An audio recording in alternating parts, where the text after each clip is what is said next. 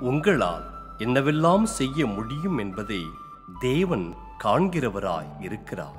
உங்கள் தரிசனங்களை செப்பனிடுங்கள். உங்கள் உள்ளத்தின் ஆழத்தில் தேங்கி விட்டவைகளை கிளறி மேலே கொண்டு வாருங்கள். கர்த்தராகிய ஆண்டவர் அதை நிறைவேற்றப் போவதில்லை என்றால் அவைகளை உங்கள் உள்ளத்திலே வைத்திருக்கவும் மாட்டார். நீங்கள் இப்போது இருப்பது ஒரு இருண்ட சூழ்நிலை என்றால் நல் இரவு நேரத்தில் கடவுளை உயர்த்தி துதிப்பதில் மாபெரும் வல்லமை உள்ளது. புறப்படுங்கள், புறப்படுங்கள், அவ்விடம் விட்டு போங்கள்.